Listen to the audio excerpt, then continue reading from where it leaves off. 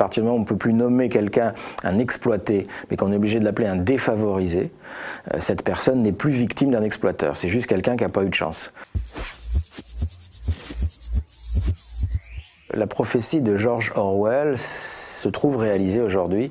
C'est-à-dire qu'on nous a peu à peu supprimé tous les mots négatifs du vocabulaire qui nous permettait de nommer négativement le capitalisme et donc de le penser négativement, et qu'on ne les remplace par des mots positifs. À partir du moment où on n'a plus que de la pensée positive, on n'est plus en démocratie, puisqu'on ne peut plus penser les contradictions du capitalisme. À partir du moment où on ne peut plus nommer quelqu'un un exploité, mais qu'on est obligé de l'appeler un défavorisé, cette personne n'est plus victime d'un exploiteur, c'est juste quelqu'un qui n'a pas eu de chance. Et donc on s'est dit qu'il fallait absolument qu'on commence à se défendre, sauf que nous n'avons pas les moyens, aujourd'hui nous n'avons pas encore inventé les moyens de nous défendre contre du langage positif. Comment est-ce qu'on se bat contre la démarche qualité? Vous êtes contre la qualité, vous ? Démarche qualité, c'est des gens qui se suicident aujourd'hui dans un certain nombre d'entreprises, puisque c'est pas une démarche qualité, c'est une démarche productivité, bien sûr. Comment est-ce qu'on se bat contre l'harmonisation des diplômes, contre l'autonomie des universités, tous ces jolis mots qui sont en fait des horreurs extraordinairement oppressives? Comment on se bat contre l'excellence? Comment on se bat, voilà. Eh bien, on ne sait pas. On ne sait pas, et donc les syndicats sont complètement coincés dans des effets de langage. Quand un licenciement collectif s'appelle désormais un plan de sauvegarde de l'emploi, eh bien, allez vous battre contre un plan de sauvegarde de l'emploi quand vous êtes un syndicat. Et donc voilà, donc on s'est dit qu'il fallait rapidement qu'on mette en place des ateliers pour inventer la façon de se défendre contre ce vocabulaire, et c'est ça que sont les ateliers de désintoxication de la langue de bois. Je pense que le grand danger vient de la façon dont ce langage est en train de transformer nos métiers, nos façons de ne plus pouvoir nous représenter nos métiers. Quand une infirmière doit faire de la traçabilité, de la transversalité, suivre des protocoles, des process, peu à peu, elle n'a plus de métier. Elle a à la place une horreur qui s'appelle des compétences. Une compétence, c'est notre ennemi absolu. Une compétence, c'est le contraire d'un métier. Ça sert à empêcher de pouvoir penser en termes de métier. Une compétence, un métier, c'est du savoir-faire. Une compétence, c'est du savoir-être. Autrement dit, c'est une saleté. C'est un truc qui sert uniquement à se faire évaluer sur son comportement. Ça sert à obéir à une autorité, une compétence. Ça sert à rien d'autre. Et donc voilà, oui, je pense on peut se défendre parce que nous en souffrons tous individuellement. Mais quand on fait les ateliers de désintoxication de la langue de bois, on se rend compte collectivement qu'on est tous des experts de ce truc-là. On est tous tout à fait à l'aise. Et le fait de s'en rendre compte à 50 dans une salle, ça crée une puissance tout à fait incroyable. On est tous à se dire qu'on en a ras-le-bol du projet et de la méthodologie de projet. Tous. On ne veut plus de ce truc-là.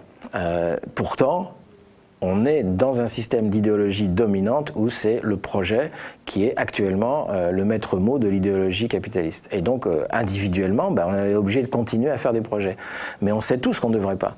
Et donc, la question, ce qui est intéressant dans un atelier de désintoxication de la langue de bois, c'est d'être tout un tas à valider ensemble qu'on se fout de nous et il va être temps de se défendre. Alors le petit exemple de langue de bois, il est très facile. Vous prenez des mots qui ne veulent strictement rien dire, mais qui ont l'air de dire quelque chose, vous les mélangez dans n'importe quel sens, enfin bref. Et puis avec une simple structure de phrase, vous vérifiez, vous faites croire que vous dites quelque chose. En réalité, vous ne dites strictement rien. Vous ne dites rien d'autre que ce qui est. Voilà, c'est à peu près aussi intelligent que ça. Donc là, je les ai mélangés, alors voilà. Comme ils glissent pas, je suis obligé de me mouiller les pouces, mais donc on pourrait dire un truc du genre mesdames, messieurs, je voudrais revenir sur une question tout à fait essentielle aujourd'hui, qui est celle du diagnostic partagé, que je voudrais mettre en relation, en lien avec la question du lien social. Pourquoi aujourd'hui faut-il penser un diagnostic partagé autour de la question du lien social? Au fond, pour une raison extrêmement simple, c'est que à l'heure de la décentralisation, c'est désormais dans la décentralisation et à partir d'un diagnostic partagé que nous pouvons relever le défi de la mondialisation. Alors, inscrire le défi de la mondialisation dans une relation de proximité, cela suppose plusieurs choses. Cela suppose de repenser la citoyenneté sous l'angle des relations interculturelles, c'est-à-dire de l'inscription, si vous préférez, de la mondialisation dans l'espace désormais incontournable du local.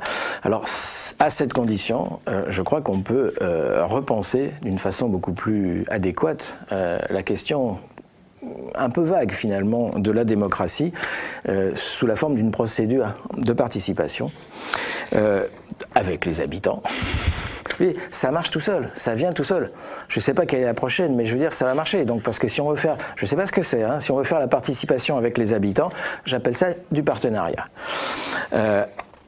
Et ça veut dire qu'on prend les habitants pour des acteurs. Alors, des acteurs, ça suppose d'être sérieux avec eux, ça suppose de passer avec eux un véritable contrat de développement local. Et au fond, quand on est à gauche, quel plus beau projet.